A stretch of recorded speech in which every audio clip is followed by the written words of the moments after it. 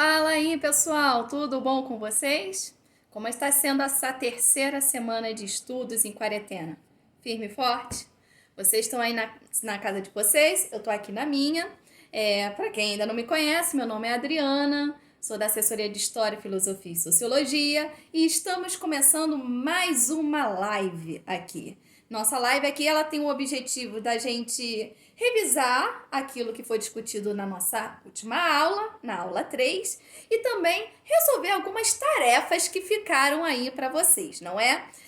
Na aula, nós deixamos mais precisamente duas tarefas, que era realizar no seu livro de atividades, na página 28, o exercício 6, para a gente falar sobre o New Deal, e 2, o exercício 7, para a gente falar sobre os impactos na economia brasileira. Foi moleza, não foi? Mas antes da gente resolver os exercícios, vamos revisar um pouco o que a gente discutiu, só que eu quero apresentar de vocês de uma forma diferente, através do livro digital. Vamos lá? Então vamos lá. Você já acessou o seu livro digital? Você pode ter acesso a ele através do seu smartphone, do seu tablet, por meio de aplicativos, ou no Positivo On. Acessando lá na aba do Carrossel, você encontra o link para os livros digitais e lá você pode explorar o conteúdo das suas aulas de diferentes formas. Eu vou mostrar aqui para vocês uma forma que eu acho interessante para a gente poder revisar os conteúdos que foram abordados. Então, olha lá, se você acessar o seu livro digital, estou aqui, nono ano, volume 1, nessas três barrinhas aqui, que é o menu, vocês vão encontrar essa opção aqui chamada Slide. E essa opção Slide, ela vai mostrar os conteúdos de uma forma organizada, esquemática sobre aquilo que está sendo, dos conteúdos que estão sendo abordados. Já coloquei aqui para a gente, né, diretamente no que nos interessa, que está relacionado à nossa última aula. A gente falou do contexto do período entre guerras, depois da aula da semana passada, ter sido abordado sobre como que a economia americana prosperou durante esse período, pelo chamado American Way of Life, né, uma forma que teve um impacto social muito grande, mas que essa economia desequilibrada, de grande desenvolvimento de produtos, na produção em alta, até pelo Fordismo, isso acabou levando a uma superprodução que desencadeou uma crise que não afetou somente os Estados Unidos, mas o mundo inteiro. Diante disso, há um período que a gente chama da Grande Depressão. E aqui está, por exemplo, uma imagem que eu destaquei com vocês na aula dessa semana, que é essa fotografia. Eu acho ela fantástica, porque ela mostra esse contraste social. Ao fundo, um cartaz, um outdoor dizendo there is no way like the American way, não há modo, jeito, como o jeito americano de ser, mostrando aí uma família americana feliz, sorridente, porém, aqui na realidade, como é que se concretiza aqui? Aqui na legenda diz que são vítimas de enchente na fila da Cruz Vermelha nos Estados Unidos. Vocês estão vendo, com cestos, com baldes, com bolsas na mão, para obter, né, a doação de alimentos numa uma fila de desempregados, de pessoas passando necessidade. Isso mostra esse contraste social nos Estados Unidos, a partir também, principalmente, da quebra dessa Bolsa de Nova York, em 29, que teve um aumento do desemprego, o consumo, e se tem desemprego não gerou consumo, se não gerou consumo, era necessário parar a produção, pararam as fábricas, as colheitas, levando a essa grande crise. Diante dessa grande crise, a gente viu que a alternativa se deu através do presidente Franklin Delano Roosevelt, que propôs a medida econômica política e econômica, chamada de New Deal, novos rumos. Esse New Deal ele vai propor uma intervenção do Estado na economia, ou seja, o governo vai intervir na economia com medidas, como a gente viu aqui, sobre as regras de produção de bens de consumo, ou seja, na agricultura, ele trouxe intervenções, na forma de trabalho, através do salário mínimo, da jornada de trabalho, da proibição do trabalho infantil, e assistência e previdência social aos trabalhadores, pensando naqueles que estão desempregados, dando auxílio, aqueles que estão doentes, e também para a aposentadoria. Essa medida econômica trouxe, amenizou a crise econômica dos Estados Unidos, mas a gente não pode ignorar que durante esse período de crise ele se proporcionou, teve reflexo em vários lugares do mundo, inclusive no Brasil. E no Brasil, aqui, o que a gente está vendo é que a crise de 29 ela atingiu proporções internacionais. O maior comprador brasileiro de café, que era o produto, né, maior da nossa economia, era os Estados Unidos, mas quando os Estados Unidos entram em crise, para de comprar o café brasileiro. E aí, com o passar do tempo, os outros países também param, porque também vão começar em crise, nesse efeito em cadeia que a gente chama de efeito dominó. E aí o Brasil continuou a produzir o café, porém sem ter para quem vender. Teve aí uma relação de superprodução. E nessa superprodução aí, quem assegurava para que os vendedores de café, os cafeicultores, não entrassem em crise era o governo brasileiro, que comprava o excedente para que eles não tivessem prejuízo. A gente vai imaginar aqui, vamos pensar novamente, que é porque nós temos aí uma política que a gente chama da política do café com leite, que é controlada por esses coronéis, os barões do café. E só que a saída encontrada para segurar os preços e diminuir o prejuízo era eliminar o produto pelas queimadas, como a gente está vendo aí pela foto.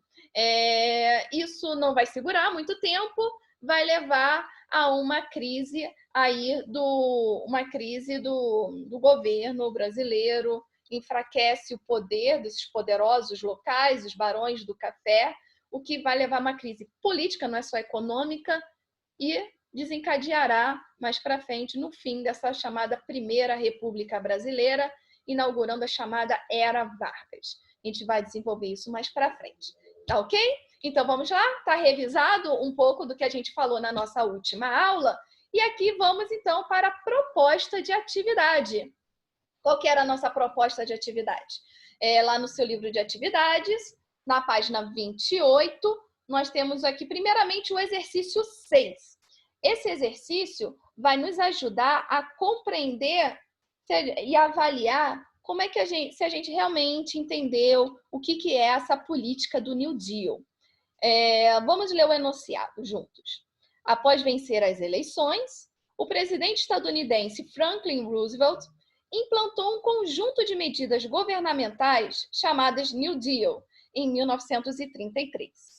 Esse programa objetivava reduzir os efeitos da quebra da Bolsa de Valores de 1929 na economia e sociedade estadunidense. A respeito desse contexto, assinale V para as afirmativas verdadeiras e F para as falsas. Primeira afirmativa.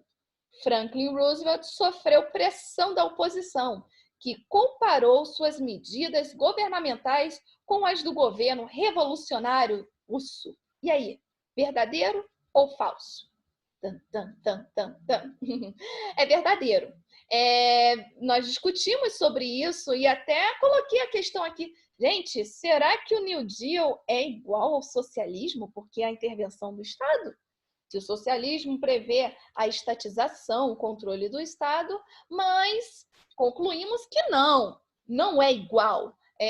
O governo o governo estadunidense toma medidas econômicas de intervenção para salvar a economia naquele momento. Então, é uma medida local com um determinado propósito. Não é algo que se estende, por exemplo, à estatização dos meios de comunicação, de produção e etc. Mas, dentro desse contexto, década de 30, na Rússia está se desenvolvendo a Revolução Socialista, claro que vai ter objeções e a oposição vai contrariar aí o Roosevelt, dizendo que ele é contra o liberalismo, o capitalismo. Então, ele sofreu essa pressão, tornando verdadeira. A segunda alternativa diz que o governo New Deal injetou dinheiro na iniciativa privada, acreditando que o livre mercado sanaria a crise. Estava legal até a primeira parte. New Deal injetou dinheiro na iniciativa privada. Houve investimento, por exemplo, do governo americano em obras públicas para gerar emprego, na concessão de empréstimos. Isso é, de certa forma, injetar dinheiro para essas iniciativas privadas, para que os donos das empresas, das fábricas, reabrissem os seus negócios e fizessem a economia novamente, ó, lembra da engrenagem? Na economia girar. Porém, na segunda parte diz que acredita que o livre mercado sanaria a crise. Aí está a palavra que vai tornar a alternativa falsa. Por quê? O livre mercado, ele não prevê a intervenção do Estado na economia. E o New Deal é exatamente o contrário. E o Estado interviu na economia. Então, é falsa. Terceira alternativa diz que o Franklin Roosevelt foi apoiado pela maioria da população, porque ele defendia a ideia... me perdi aqui. Porque ele defendia a ideia de que o Estado deveria intervir na economia. Então, o Roosevelt, quando se candidata a presidente, ele coloca essa proposta de intervenção do Estado na economia e vai ganhar. Então, a população apoia, sim, ele. Porque enxerga nisso uma alternativa da saída da crise econômica em que eles estavam. Então, essa terceira alternativa é verdadeira. Quarta alternativa afirmativa que nós temos é: a política do New Deal foi inspirada na teoria da mão invisível do Adam Smith. Gente, falamos isso na nossa aula. A teoria do Adam Smith, da mão invisível que controla a economia, e por isso não precisa ter intervenção do Estado, ela é algo do século XVIII. E o New Deal ele vai contra essa proposta que o mercado se autorregula. Não precisa ninguém controlar, porque ele vai encontrar o seu caminho. O New Deal, como nós estamos falando a todo momento, é a intervenção do Estado na economia. Você já está cansado de ouvir isso, não é? Então, é verdadeiro ou falso? É falso, gente, é falso. E a quinta afirmativa diz que o governo estadunidense não fez uma política de obras públicas porque sofria pressão da oposição liberal. Então, o estadunidense não investiu, o governo não investiu em obras públicas. A alternativa é falsa. Uma das medidas, como eu comentei agora há pouco com vocês, para gerar empregos, e gerando empregos eu gero pessoas assalariadas que consomem produtos e fazem a economia girar, uma das medidas que o governo estadunidense tomou durante o New Deal foi a implementação de obras públicas, que gera mão de obra, contrato, e vai fazer a economia funcionar. Então, é falsa, tá? Não teve essa oposição.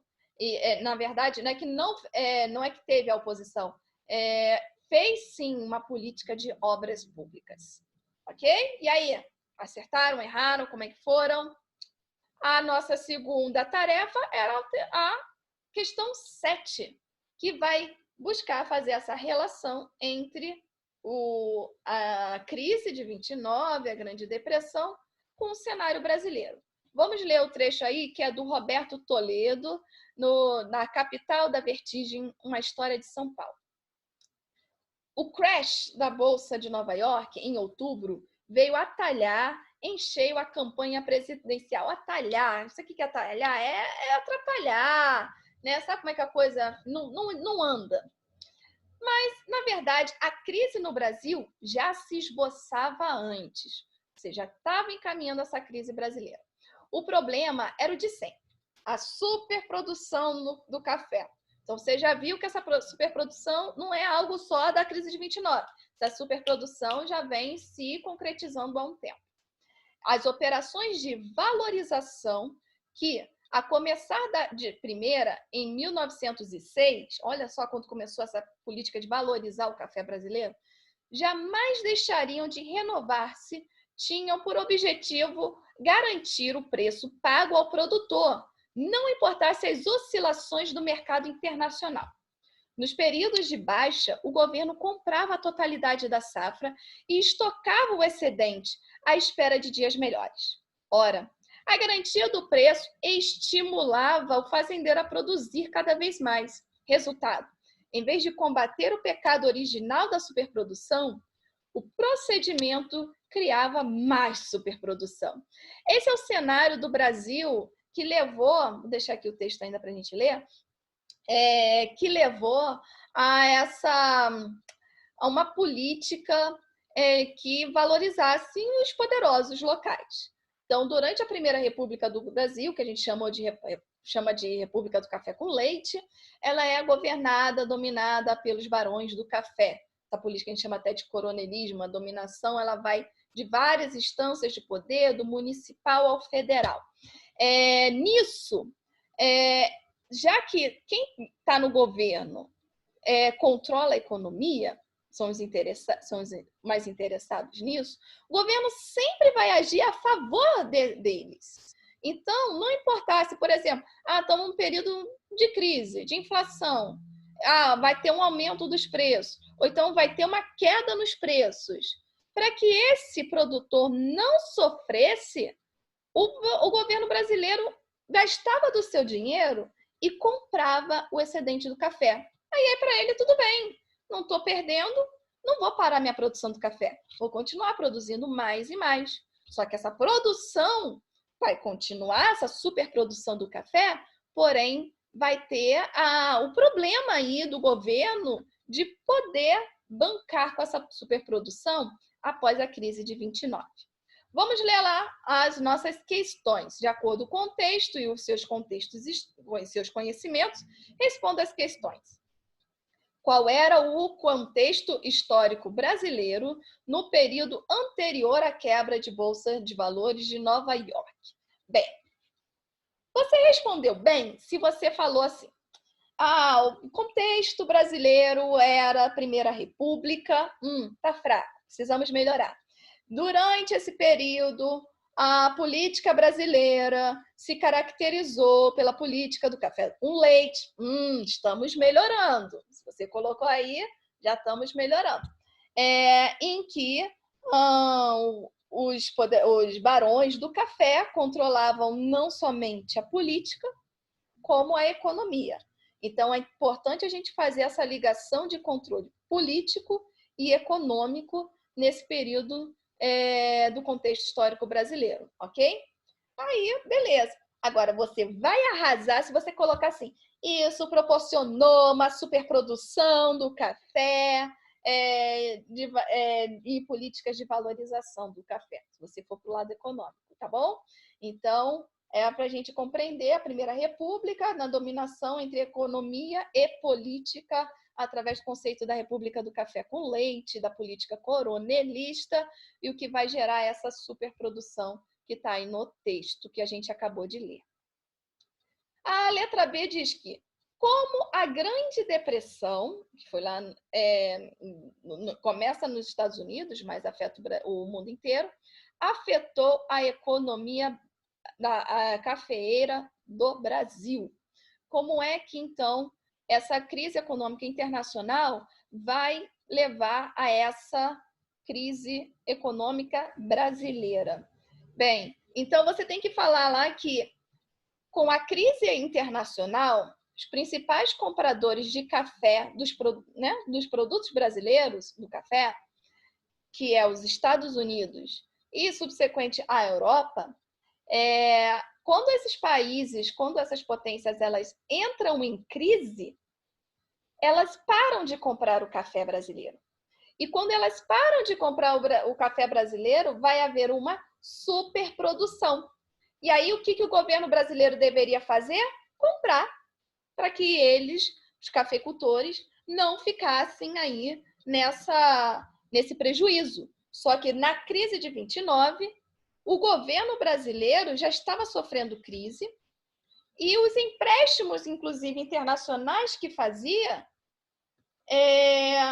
não vinha, porque o empréstimo vinha dos Estados Unidos, os Estados Unidos está em crise, não tem dinheiro, não vai dar empréstimo, e eles não vão poder comprar o excedente de café. Então, se faz uma crise econômica, essa crise econômica do café vai levar a uma crise política. O poder desses coronéis, dos barões do café, vai se enfraquecer.